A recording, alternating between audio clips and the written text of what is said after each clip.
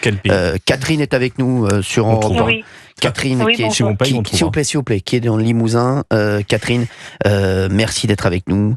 Oui. Catherine, vous avez vécu un drame il y a 6 ans. Ah oui, j'ai vécu un drame. Nous avons vécu un drame parce que nous sommes nombreux. Elle avait 2 enfants, elle a des parents, des grands-parents. Et C'est votre fille qui a été assassinée il y a 6 ans c'est par un ma fille OQTF. qui a été assassinée par, oui, tout à fait, par un multirécidiviste. Il a été arrêté plusieurs fois. Il a toujours été relâché. Il a eu des OQTF qu'il n'a jamais respectés. Il était venu en France pour avoir des papiers, donc il a jeté son dévolu sur ma fille, qui n'a pas voulu se marier, et qui lui a dit non, et il lui a mis 11 coups de couteau. Et pour cacher son meurtre, il l'a enterré dans le jardin. Elle avait 35 Donc ans. on l'a cherché pendant 10 jours. Donc inutile de vous dire qu'on n'a jamais pu lui dire adieu, puisque on nous a refusé bien sûr de voir son corps, qui était trop abîmé. Et aucune compassion, rien. Il a été jugé en 2021 et je ne me fais aucune illusion, aucune. Je sais que lorsqu'il sera relâché, il sera relâché dans la nature, parce que le jugement dit bien avec expulsion, mais vu comme ça marche, Bien sûr. j'y crois pas. Et alors là, j'ai une grosse pensée pour Philippine, bien sûr, mais surtout pour sa famille, parce que quand je vous entends tous sur les plateaux, parce que je vous regarde tous les soirs, Merci, dire Catherine. oui, la famille, elle prend perpétuité. Oui, oui. non, mais on se rend pas compte à quel point on prend perpétuité. Moi, ça fait 6 ans, et ça fait 6 ans que je pleure tous les jours. Et à chaque fois qu'une histoire comme ça réapparaît, à chaque fois, mais ça me replonge dedans. Mais je me dis, mais ça va s'arrêter quand? Exactement. Parce que toutes les affaires ne sont pas médiatisées. Hein. Bien sûr. Oui, toutes les affaires sont. Celle de ma fille ne l'a pas été. Ouais. Et bon, je n'ai pas demandé à ce que ça le soit, hein, de toute façon. Hein. Vous savez, on a assez à faire pour vivre son deuil. Enfin, je ne sais même pas ce que ça veut dire, vivre son deuil. Catherine, Oui. le procès, forcément, vous y avez assisté. Oui. Les juges disaient quoi, en fait, sur cet OQTF Alors, et sur ce multirécidiviste? Comment on peut se présenter et dire un multirécidiviste qui met 11 coups de couteau à votre fille, comment on peut encore le défendre? Comment on peut... voilà, je comprends pas. Il a pris combien? Il a pris 25 ans sans peine de sûreté. D'accord.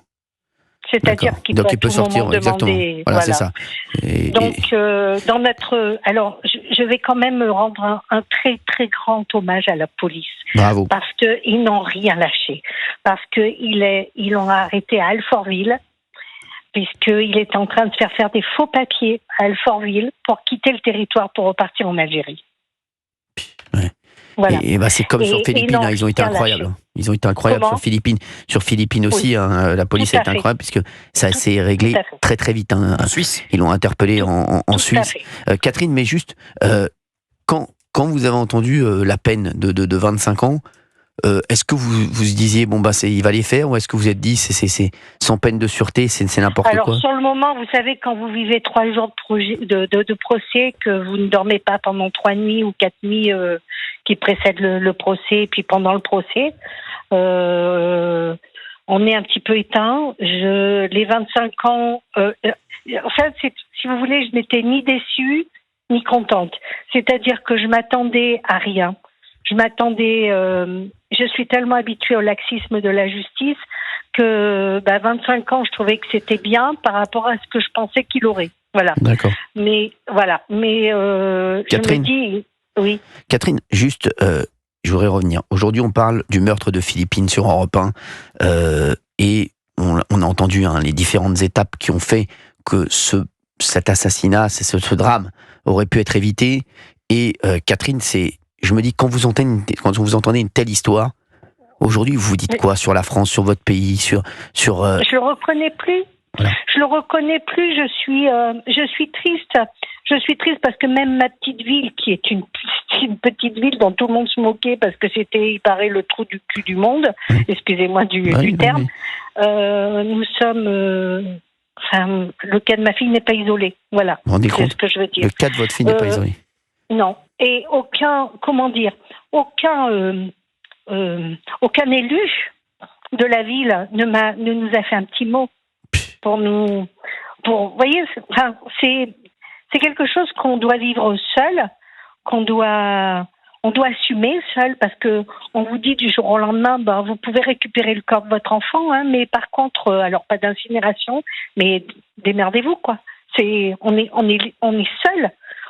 seul, et quand on essaie un petit peu de dénoncer ces faits, que les OQTF, que ces gens-là, ils viennent pas que pour du bien, on nous traite de fachos. Exactement. Donc voilà, moi ça me rend malade, j'ai 4 petits enfants, il y en a pas un qui est franco-français, donc je suis pas une facho, mais il y en a marre.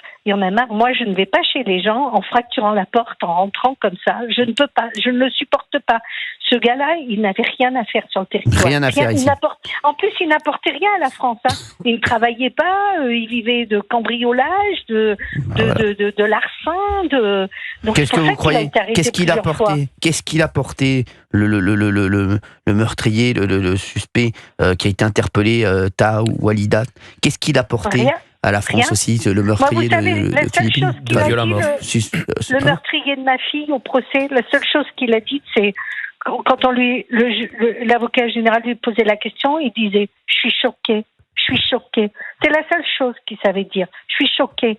Et alors, on l'était pas, nous? Non, vous êtes au-delà de choqué, vous. Le meurtrier présumé de Philippines, il servait à quoi en France? À rien. Ils servent à rien. C'est pour ça que lorsque j'entends qu'on veut tous les régulariser, mais c'est quoi? Moi, je vous promets que je suis à deux doigts de quitter la France. Vous vous rendez compte? Parce que mon fils veut quitter la France. Pour quelle raison? C'est surtout des questions de sécurité? Beaucoup. Et puis il en a marre de bosser comme un malade. C'est un gamin. Alors, je vous explique. Il était à l'époque du procès, il était militaire de carrière. Hein, pareil, militaire de carrière.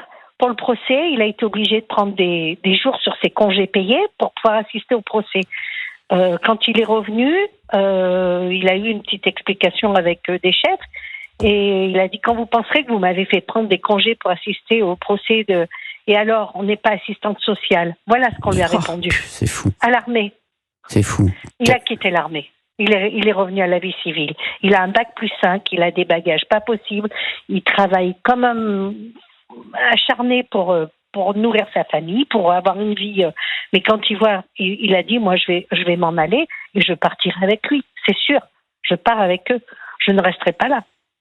Merci Catherine, en tout cas pour votre témoignage. Vraiment, on pense à vous fort.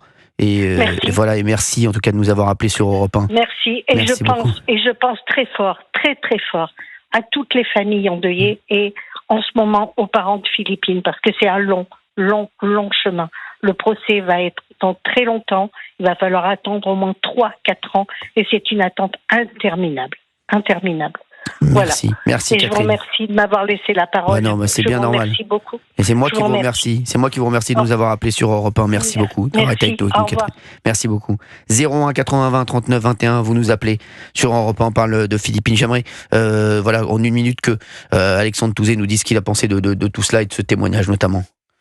Écoutez, c'est plus que troublant, parce que si on s'engage dans la vie publique, et si l'État existe, c'est pour protéger ses concitoyens. Donc là, on est face à un échec, une chute de ce qui doit être le régalien, c'est-à-dire la protection de nos concitoyens, ce qui est le principe de base de l'État, et ce qui fonde aussi le consentement à l'impôt, tout simplement, c'est le renoncement à la violence personnelle. C'est qu'à un moment, on dit l'État va nous protéger, et là, aujourd'hui, on a le sentiment que justement, l'État ne nous protège plus. Et après, il ne faut pas s'étonner qu'il y ait des expressions lors des élections qui soient un peu dures. Exactement. Merci Alexandre Touzé d'avoir été avec nous, vice-président délégué à la sécurité du conseil départemental de l'Essonne.